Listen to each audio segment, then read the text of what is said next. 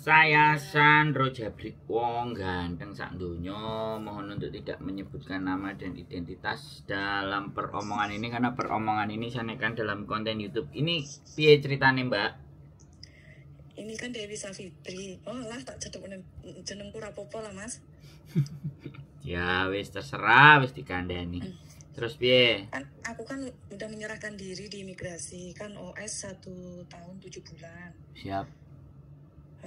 Terus tanggal 18 kemarin itu April kan masuk aku ke imigrasi Sungwon O. Habis itu ada panggilan lagi kan tanggal 15 kemarin April. Terus lanjut. Terus panggilan lagi tanggal hari ini, tanggal 22. Nah, di situ kan terus suruh ambil surat sidang kan tanggal 28 besok. Terus habis itu tanggal 29 suruh ke imigrasi ambil paspor sama nunjukin tiket pesawat gitu loh. Oke. Sebelum Mei besok aku harus sudah pulang Indonesia. Siap. Gitu. Tuh. Wis bener, terus akhirnya piye? Terus cowokku kan beliin tiket, akunya nggak tahu itu tuh palsu apa enggak, soalnya kok ditantumin cuma nama doang, nggak ada nomor paspor apa data saya gitu loh, Mas. Nah, iki beli tiket itu harus ada paspor, Mbak. Dia ada paspor aku, dia ada itunya aku, cuman kan pas beli itu tadi kan aku WA sama Mas Sandro itu tuh aku tuh tanya Mas Sandro, itu tuh asli nggak? Aku takutnya udah di bandara zong gitu loh, Mas. Ngerti nggak? Oke. Jadi gini. Itu maskapainya apa? Itu maskapainya aku kirim Mas Sandro itu apa? Enggak usah dikirim. Sampean tahu nggak di tiket itu kan ada maskapainya, berangkatnya pakai apa? MT Trip. Kan dia beli di Jerman, Mas. Itu bukan maskapai, Mbak. Sebentar. Maskapainya itu Garuda, terus. Oh, ini apa ini ya? Garuda apa gitu. Brunei, Royal Brunei. Nah, kalau Royal Brunei sampean tinggal tanya ke Royal Brunei gitu loh. Jadi hot service-nya Royal Brunei nanya apakah penerbangan menuju ke Surabaya dengan nomor tiket. Ini kan bahasanya bahasa Jerman kan ini. Kalau enak bahasa Inggrisnya sih ya 16 titik itu kan sampean tanyakan. Kalau sampean terus flightnya, nomor flightnya kan enek semuanya. Sampean tinggal tanya kalau nggak yakin. Karena aku nggak bisa ya, Mbak, memprediksi bahwa tiket ini itu asli atau palsu. Itu yang jelas aku bukan dukun, nggak bisa gitu loh. Nggak bisa. Saya sampaikan lebih dulu nggak bisa. Tapi bagi saya sekali lagi untuk jawaban yang fix, sampean tinggal hotline-nya Royal Brunei, terus penerbangan atas nama itu ya, Mas ya? Ya bukan itu. Itu kan tempat untuk beli tiketnya, Mbak. Royal Brunei. Kan saya tadi bilang maskapainya Royal Brunei. Jadi sampean bertanyanya ke hotline-nya Royal Brunei, bukan trip.com-nya. Bisa dipahami nggak maksud saya? Ya. Jadi sampean harus cari Google, jadi rodok ping ngono lho, Mbak, rodok ping gitu loh. Jadi nggak usah bingung dan nggak usah khawatir, ya kan? Nggak usah bingung, nggak usah khawatir.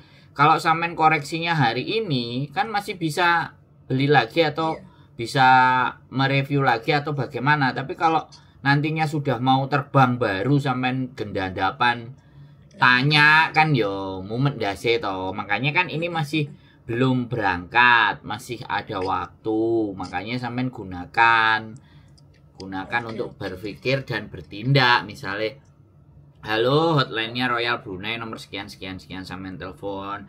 Saya atas nama ini, apakah benar nanti penerbangan di tanggal ini dengan nomor flight ini dengan kode booking atau kode tiket gini-gini, apakah ini memang sudah approve atau sudah di-issued? Nah, sampean kan tinggal bilang kayak gitu. Sebentar ya, tunggu sebentar, nanti saya cek. Nah, dicek sama direktur. Oh ya benar lah, ya wis gak usah khawatir. Wis sesimpel itu. Thank you informasinya. 1 tahun 7 bulan menyerahkan diri kan nggak masuk penjara toh? Enggak, alhamdulillah.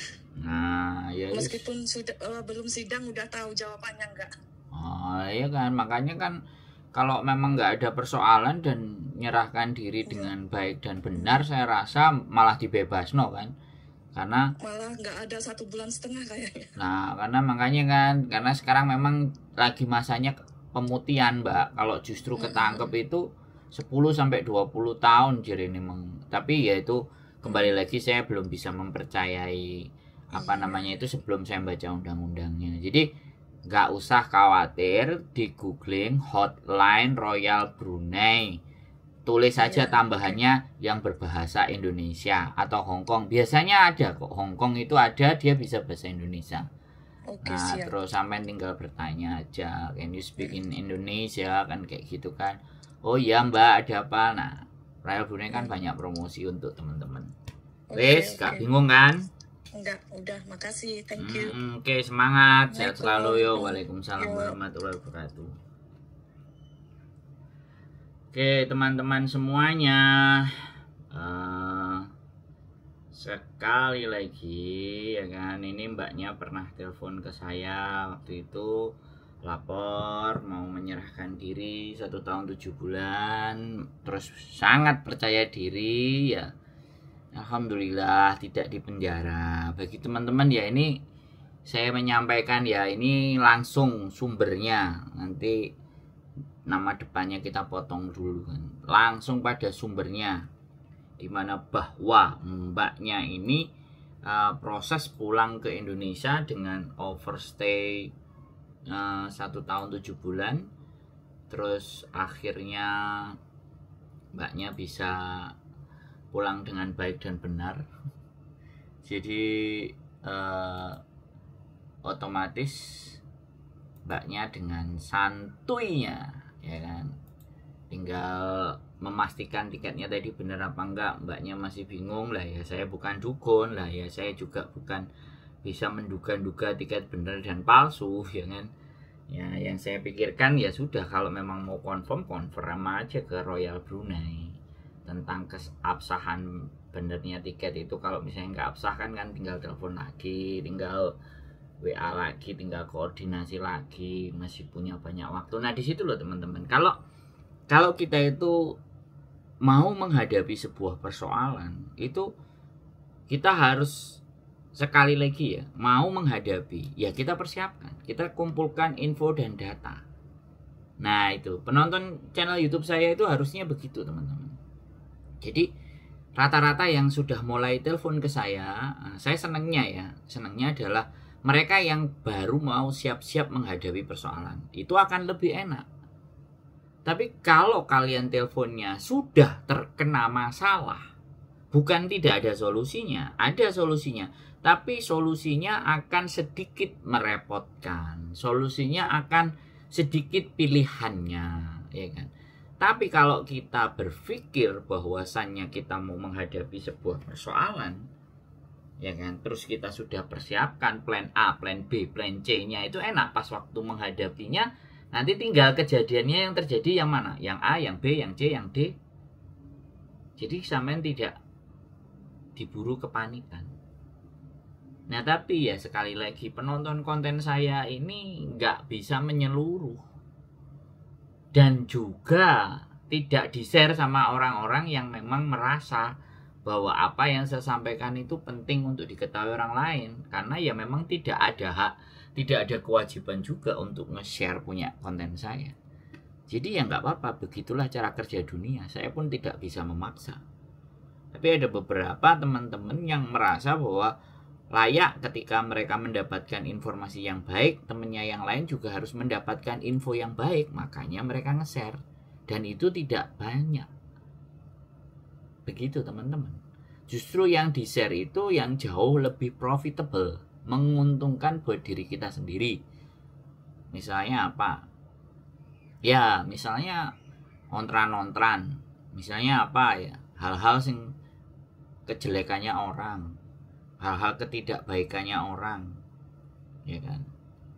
Ya kembali lagi itu bebas. Bagi saya nggak ada persoalan, dan saya nggak akan mengajak kalian untuk nge-share dan melakukan apapun terhadap konten saya. Cukup Kalau kalian merasa ya bermanfaat ya monggo, kalian nggak mau nge-share dan semuanya kan itu hak pribadi.